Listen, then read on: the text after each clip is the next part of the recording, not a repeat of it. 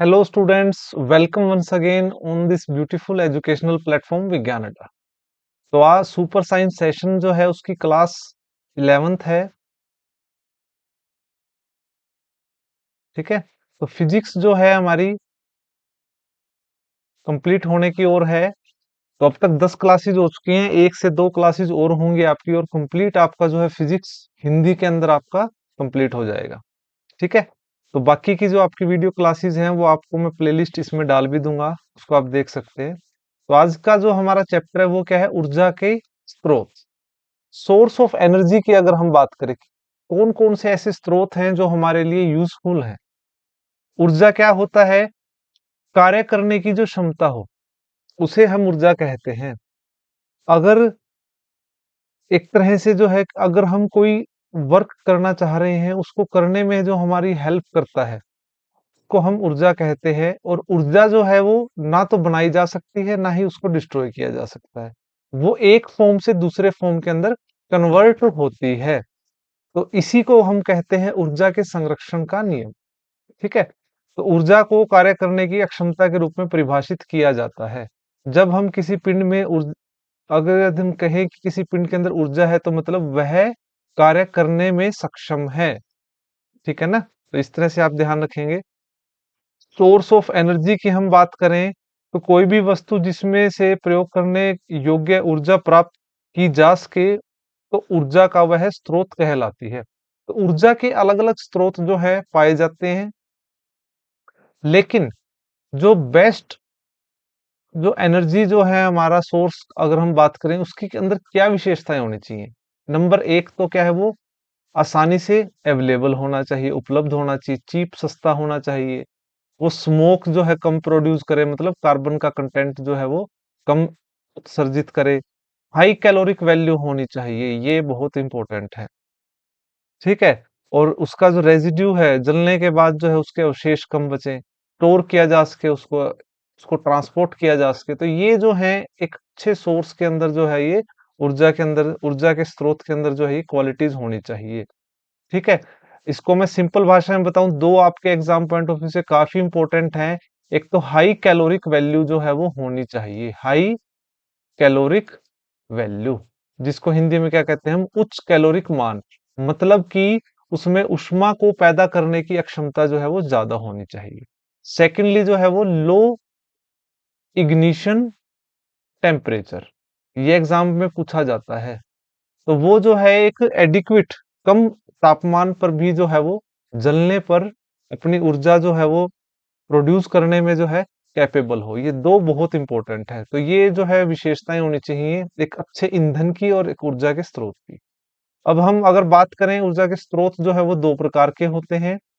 ठीक है, इनके नाम में कंफ्यूजन रहती है, तो इसको आप ध्यान रखेंगे। दो प्रकार के जो है हमारे सोर्स ऑफ एनर्जी होते हैं। एक तो होता है कन्वेंशनल, परंपरागत, जिनको हम काफी पहले से यूज करते आ रहे हैं, जैसे कि जो है जीवाश्म ईंधन, कोयला, तेल, प्राकृतिक गैस, ये परंपरागत स्रोत हैं जिनको हम यूज करते आ रहे हैं। ठीक है, दूसरा होता है नॉन कन्वेंशनल, गैर परंपरागत। तो वो जो है वो क्या है, सौर ऊर्जा, ज्वारीय, तरंग ऊर्जा, भूतापीय ऊर्जा, पवन ऊर्जा इत्यादि जो है ये क्या है, गैर परंपरागत ऊर्जा के स्रोत। ठीक है, अब जो कन्वेंशनल सोर्स ऑफ एनर्जी है प्यारे बच्चों, उन्हीं को कहा जाता है रिन्यूएबल सोर्स ऑफ एनर्जी। ठीक है, मैं रिपीट करता हूं, इसमें थोड़ा गड़बड़ हो गया। जो कन्वेंशनल सोर्स ऑफ एनर्जी है, जो परंपरागत ऊर्जा के स्रोत है, उन्हीं को कहा जाता है non renewable source of energy. ठीक है, जो परंपरागत जो स्रोत हैं ऊर्जा के, उन्हीं को कहा जाता है नॉन रिन्यूएबल, उनको दोबारा से बनाया नहीं जा सकता। ये नाम आप ध्यान रखेंगे। ठीक है, अनवीनीकरणीय। और जो non conventional source of energy है, उन्हीं को कहा जाता है रिन्यूएबल सोर्स ऑफ एनर्जी। ठीक है, कन्वेंशनल सोर्स का ही एक और नाम क्या है, नॉन रिन्यूएबल सोर्स, अनवीनीकरणीय। और जो नॉन कन्वेंशनल सोर्स हैं उनको कहा जाता है रिन्यूएबल, नवीनकरणीय। ठीक है, तो ये नाम आप ध्यान रखेंगे। और इन्हीं को, जो रिन्यूएबल सोर्स ऑफ एनर्जी है, इनको कहा जाता है अक्षय। ठीक है, इनको ही कहा जाता है अक्षय।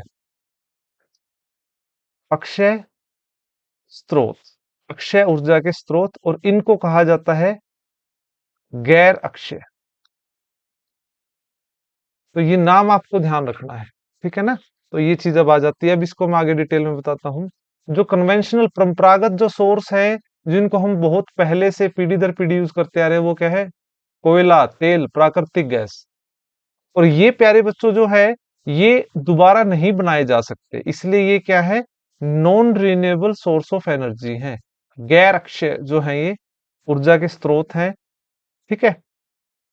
और जो गैर परंपरागत है उनको कहा गया रिन्यूएबल, इनको हम दोबारा बना सकते हैं। तो क्या डिफरेंस है इनके बीच? देखिए, अवेलेबिलिटी का है। तो रिन्यूएबल सोर्स जो है वो प्रचुर मात्रा में उपलब्ध है, कम समय में प्राकृतिक रूप से फिर से जो है इनको बनाया जा सकता है, और ये दोबारा से जो है बन जाएंगे। नॉन रिन्यूएबल कन्वेंशनल जो है ये सीमित मात्रा में उपलब्ध है, मानव जीवन काल में पुनः इनको बनाना जो है वो मुश्किल है, ठीक है। इनको जो है लाखों साल लगते हैं बनाने में। अगर इन्वायरमेंटल एस्पेक्ट की बात करें, तो ये कम प्रदूषण करेंगे। रिन्यूएबल सोर्स जो है वो कम प्रदूषण करेंगे और वातावरण के अनुकूल हैं। और जो परंपरागत हैं ये काफी पोल्यूशन भी करते हैं और पर्यावरण को नुकसान भी पहुंचाते हैं, ठीक है। सस्टेनेबिलिटी की बात करें कि कब तक रह सकते हैं, तो रिन्यूएबल जो है वो दीर्घकालीन उपयोग किए जा सकते हैं, बार बार उपयोग किए जा सकते हैं, अवेलेबिलिटी है। कन्वेंशनल जो हैं नॉन रिन्यूएबल, दीर्घकालीन तक ये स्थायी नहीं रहेंगे, इनका उपयोग के बाद ये समाप्त हो सकते हैं, ठीक है। तो इनको आप ध्यान रखेंगे। और एग्जाम्पल आप देखिए, ये इंपॉर्टेंट है आपका, देखिए मैं यहां लिख भी देता हूं, रिन्यूएबल सोर्स ऑफ एनर्जी को कहा जाता है नॉन कन्वेंशनल। यही दिक्कत आती है आपको, जो है ना, जो भी दिक्कत आएगी नाम में दिक्कत आती है। इसको हम कह सकते हैं नवी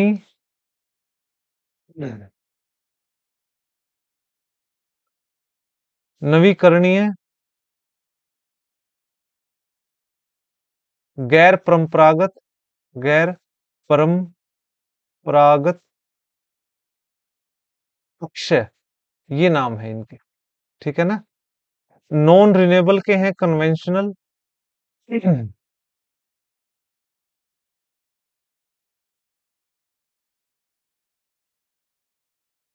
परंपरागत, गैर अक्षय, और गैर नवीनीकरणीय, अनवीकरणीय, अनवीकरणीय। तो इनको आप ध्यान रखेंगे। तो नाम का डिफरेंस जो है वो सबसे इंपॉर्टेंट है प्यारे बच्चों, ठीक है। नेक्स्ट आप क्या आते हैं कि इनके एग्जाम्पल बताइए।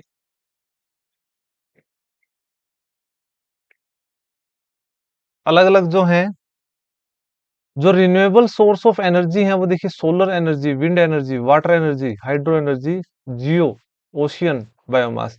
तो ये सभी इसके एग्जाम्पल हैं, ये आपको ध्यान रखने हैं, इंपॉर्टेंट है। इसी तरह जो नॉन रिन्यूएबल है, कोल, कोयला, गैस, ऑयल, क्रूड ऑयल, तो ये सभी फॉसिल फ्यूल के अंदर आते हैं, और ये क्या है? Non renewable source of energy है, ठीक है। अब वन बाय वन देखिए, जो फॉसिल फ्यूल होता है, ये प्लांट्स, पादपों, जीवों को के अवशेषों से बना है। पृथ्वी के नीचे बहुत समय, लाखों साल पहले जो है, ये जो पृथ्वी की प्लेट्स है उनके अंदर हलचल हुई और ये पृथ्वी के अंदर चले गए, और वहां के तापमान के कारण जो है ये फॉसिल फ्यूल के अंदर बदल गए, जीवाश्म ईंधन कहेंगे। इसी तरह कोयला भी जो है इसी प्रकार से बना है, ये एक ज्वलनशील काला और भूरा अवसादी चट्टानों से बना हुआ है, ठीक है। और कोयले का मुख्य घटक क्या होता है? कार्बन होता है, ठीक है। तो इसको आप ध्यान रखेंगे। कोयले का निर्माण भी जो है वो, जो मृत पादप है उनके कारण, और जो है लाखों साल गहरे दाब में रहने के बाद कोयले में परिवर्तित होते हैं। और कोयला जो है वो कितने प्रकार का होता है? 4 प्रकार का होता है। ये इंपॉर्टेंट क्वेश्चन है आपका एग्जाम पे। एंथ्रासाइट, बिट्यूमिनस, लिग्नाइट और पीट, ठीक है। सबसे बेस्ट क्वालिटी का कोयला कौन सा होता है? Anthracite, number 1 question. सबसे खराब क्वालिटी का कौन सा होता है? पीट कोयला। ये कैसे डिसाइड होता है? जिसमें कार्बन का जो परसेंटेज है ज्यादा है वो अच्छी क्वालिटी का, जिसमें कम है वो बेकार क्वालिटी का है, ठीक है। तो इसको आप ध्यान रखेंगे। और नॉर्मली जो हम यूज करते हैं, ठीक है। भूरा कोयला किसको कहा जाता है? लिग्नाइट को कहा जाता है। इसको आप ध्यान रखेंगे, ये इंपॉर्टेंट क्वेश्चन है। ठीक है ना। जैसे कि आयरन है, आयरन को मेल्ट करने के लिए किसको यूज किया जाता है? बिटुमिनस को किया जाता है। ठीक है। तो ये अलग अलग तरह से जो है आपको ध्यान रखना है, ये चार तरह के कोयले जो है इंपॉर्टेंट हैं। ठीक है। पेट्रोलियम जो है वो एक कच्चा तेल है, ये हाइड्रोकार्बन का ही एक रूप है। हाइड्रोकार्बन का प्राकृतिक रूप है, और जो है ये भी जो है काले रंग का एक तरल मिश्रण होता है। नेचुरल गैस जो है, अगर हम बात करें नेचुरल गैस, तो नेचुरल गैस जो है वो भी जीवांश गैस के रूप में पाई जाती है। ये हाइड्रोकार्बन का ही एक रूप है, जिसके अंदर जो है आप कह सकते हैं नेचुरल के अंदर सीएनजी, कंप्रेस्ड नेचुरल गैस, जिसको हम यूज करते हैं, जिसके अंदर क्या होता है, मीथेन गैस पाई जाती है। ठीक है। तो नेचुरल गैस मीथेन इथेन क्या है? नेचुरल गैस है। ये आप ध्यान रखेंगे, एग्जाम पॉइंट ऑफ व्यू से इंपॉर्टेंट है। इसी तरह पेट्रोलियम गैस भी होती है, एलपीजी, लिक्विफाइड पेट्रोलियम गैस, जिसको हम रसोई गैस भी कहते हैं। तो इसके अंदर जो है प्रोपेन और ब्यूटेन, ये दो चीजें पाई जाती हैं। ठीक है ना। तो ये आप ध्यान रखेंगे, इंपॉर्टेंट क्वेश्चन है। उसके बाद तो थर्मल पावर जो है, जो ये हम कोयले से जो है ऊर्जा बनाने का काम करते हैं। हाइड्रो पावर प्लांट जो है, अगर आप देख रहे हैं, ये हम पानी को एक हाइट के ऊपर स्टोर करते हैं, जिससे उसके अंदर पोटेंशियल एनर्जी क्रिएट हो जाती है, और जब वो नीचे गिरेगी तो वो काइनेटिक में कन्वर्ट होगी। इनके कॉम्बिनेशन से मैकेनिकल एनर्जी बनेगी, और वो टरबाइन को मैकेनिकली मूवमेंट कराएगी, जिससे इलेक्ट्रिक एनर्जी बनती है। बायोमास क्या होता है प्यारे बच्चों? बायोमास बेसिकली जो है, जैसे कि गोबर होता है, जो जीवित प्राणियों का जो अवशेष होता है, उसको जो है रखा जाता है। ठीक है ना। उसमें इसको प्रभावित किया गया है बायोमास। ठीक है। जैसे कि हम एक कंटेनर जो है, कंटेनर के अंदर काफी समय तक उनको, उस अवशेष को डालकर उसको बंद कर देते हैं, ऑक्सीजन की सप्लाई को कट कर देते हैं, और उसके बाद जो है वो टाइम के साथ जो है उसके अंदर जो है कुछ सूक्ष्म माइक्रो बैक्टीरिया डेवलप होते हैं, और वो जो है वो बायोगैस प्रोड्यूस करती है बायोमास की हेल्प से। ठीक है ना। बायो उस गैस के अंदर भी प्यारे बच्चों मीथेन ही होती है ज्यादा, CH4। ठीक है। तो इसको आप ध्यान रखेंगे। पवन ऊर्जा जो है, ये पवन ऊर्जा जो है जहां पर हवा की गति ज्यादा होती है, कितनी होती है? 15 किलोमीटर पर आवर की स्पीड चाहिए। ठीक है, लगभग इतनी हो, तो वहां हम विंड एनर्जी को यूज करते हैं सबसे पहले। और सबसे ज्यादा जो यूज करने वाला देश है वो कौन सा है? डेनमार्क। ठीक है, हवाओं का देश कहा जाता है। तो ये 25% से अधिक बिजली जो है ये पवन चक्कियों से ही जो है पैदा करता है। ठीक है। और अगर हम बात करें विश्व में सबसे ज्यादा विंड एनर्जी कौन यूज करता है? जर्मनी। इंडिया में सबसे ज्यादा कहाँ यूज किया जाता है? तमिलनाडु के कन्याकुमारी के पास सबसे ज्यादा जो है बिजली जो है वो पवन ऊर्जा के द्वारा दी जाती है। ठीक है। सोलर एनर्जी की अगर हम बात करें, तो सोलर एनर्जी जो है वो सूर्य की विकिरणों से जो है सौर ऊर्जा बनती है। इसको आप ध्यान रखेंगे। एनर्जी जो है ज्वारीय है, और ये वेव एनर्जी ये इतना इंपॉर्टेंट नहीं है। ओशन ये भी इंपॉर्टेंट नहीं है। जियोथर्मल, न्यूक्लियर एनर्जी अगेन जो है, अब ये आपका पॉइंट इंपॉर्टेंट है, इसको आप ध्यान रखेंगे। न्यूक्लियर एनर्जी, तो न्यूक्लियर एनर्जी किससे बनती है? जो रेडियो एक्टिव एलिमेंट्स होते हैं, यूरेनियम है, प्लूटोनियम है, थोरियम है, इनसे जो है एनर्जी बनाई जाती है। तो भारी परमाणुओं के नाभिकों को हल्के नाभिकों में तोड़कर अत्यधिक मात्रा में ऊर्जा मुक्त की जाती है। विखंडन से उत्पन्न इस ऊर्जा को नाभिकीय ऊर्जा कहते हैं। न्यूक्लियर एनर्जी जो है प्यारे बच्चों दो प्रकार की होती है, नाभिकीय संलयन और नाभिकीय विखंडन। इंपॉर्टेंट है ये। और ये जो एनर्जी जो है, इसको सिद्धांत जो है ये दिया था एल्बर्ट आइंस्टाइन ने, E is equal to m c square. ठीक है। तो ये M जो है ये क्या है? Mass defect. ठीक है। तो उनके न्यूक्लियस में जो मास में डिफरेंस आता है, उससे जो है ये निकाला जाता है। ठीक है। सबसे पहले अगर हम बात करें नाभिकीय विखंडन, न्यूक्लियर फिजन, देखिए विखंडन मतलब क्या होता है? खंडित होना, दो भागों में टूटना। फिजन का मतलब भी क्या होता है? टूटना। ठीक है। तो नाभिकीय विखंडन क्या हुआ? जब दो रेडियो एक्टिव एलिमेंट या एक रेडियो एक्टिव एलिमेंट जो है वो दो भागों में डिवाइड हो जाएगा, टूट जाएगा, उससे जो एनर्जी बनेगी वो न्यूक्लियर फिजन के अंतर्गत आती है। तो प्यारे बच्चों, नाभिकीय विखंडन जो है इस प्रक्रिया में देखिए आप, यूरेनियम का जो एक न्यूक्लियस है उसको न्यूट्रॉन के साथ जो है जोड़ा गया, जिससे जो है उसका मास जो है वो चेंज हो गया, अनस्टेबल हो गया ये, और अनस्टेबल होने के बाद क्या हुआ, वो दो भागों में टूट गया, क्रिप्टॉन और बेरियम में, और साथ में एनर्जी प्रोड्यूस की, और वो तीन नंबर ऑफ न्यूट्रॉन्स जो है वो भी प्रोड्यूस किए। तो ये इस प्रकार से जो एनर्जी बनती है न्यूक्लियर फिजन के तहत बनती है, और ये यही नहीं रुकेगी। अब ये क्या होगा, न्यूट्रॉन्स फर्दर जो है इनसे टकराएंगे, क्रिप्टॉन और बेरियम से, फिर इनको फर्दर जो है ब्रेक करेंगे, फिर एनर्जी बनेगी। तो इस प्रकार से जो कंटिन्यू प्रोसेस चलता है उसको कहते हैं हम चेन रिएक्शन, चेन रिएक्शन। ठीक है।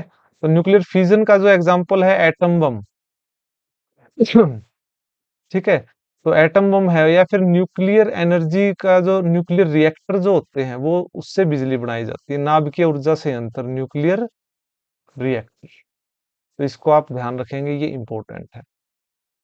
एटम बम जो है वो मानव विनाश कर सकता है, पूरी पृथ्वी का विनाश कर सकता है, और ऐसा जो है वो 1945 में अमेरिका ने जब जापान के ऊपर अटैक किया था, ठीक है ना, तो उस समय जो है दो एटम बम यूज किए थे, उनको आप ध्यान रखेंगे।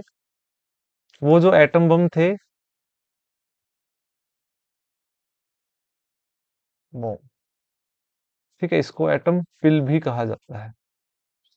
ठीक है। एक तो था लिटिल बॉय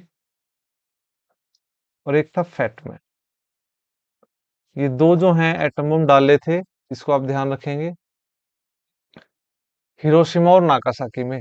नाभिकीय संलयन, तो नाभिकीय संलयन जो है न्यूक्लियर फ्यूजन की अगर हम बात करें, संलयन क्या होता है, साथ लेना, फ्यूजन मतलब जोड़ना।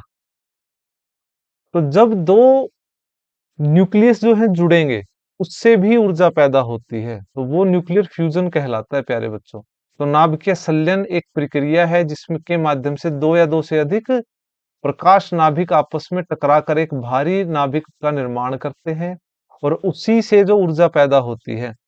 ठीक है। फॉर एग्जांपल जैसे हाइड्रोजन के नाभिक की अगर हम बात करें, तो ये जो है सूर्य हाइड्रोजन नाभिक के नाभिकीय संलयन द्वारा ही हीलियम में अपनी ऊर्जा उत्पन्न करता है। ठीक है ना। तो इसको आप ध्यान रखेंगे, और बहुत ज्यादा ऊर्जा की इसमें जरूरत पड़ती है। तो नाभिकीय विखंडन, जिसमें नाभिकीय जो है वो न्यूक्लियस जो है वो दो भागों में खंडित हो गया, तो विखंडन।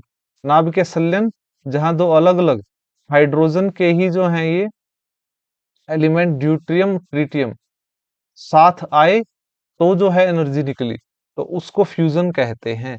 तो आप ये भी देखिए आप प्यारे बच्चों, फ्यूजन के अंदर बहुत ज्यादा एनर्जी की जरूरत पड़ती है, तो इसकी फिजिबिलिटी जो है जो है मतलब इसको इजीली किया नहीं जा सकता, फ्यूजन को करना थोड़ा आसान है। ठीक है ना। तो ये चीज आप ध्यान रखिए। फ्यूजन के अंदर ऊर्जा भी नो डाउट, एनर्जी वो ज्यादा प्रोड्यूस होगी, लेकिन इसको करने के लिए जो टेम्परेचर चाहिए वो बहुत ज्यादा है। ठीक है। फ्यूजन के लिए यूरेनियम को यूरेनियम 235, प्लूटोनियम यूरेनियम 238, प्लूटोनियम 239, उनको यूज करते हैं। फ्यूजन के अंदर हम हाइड्रोजन के ही आइसोटोप ड्यूटेरियम ट्रिटियम को यूज करते हैं। ठीक है। तो इसको आप ध्यान रखेंगे। तो ये हम इसको न्यूक्लियर फिजिक्स के अंदर भी कंप्लीट करेंगे आगे। तो आज का जो हमारा सोर्स ऑफ एनर्जी है, ये चैप्टर यहीं पे समाप्त होता है। और वीडियो क्लासेस को आप प्लेलिस्ट के थ्रू देख सकते हैं। धन्यवाद।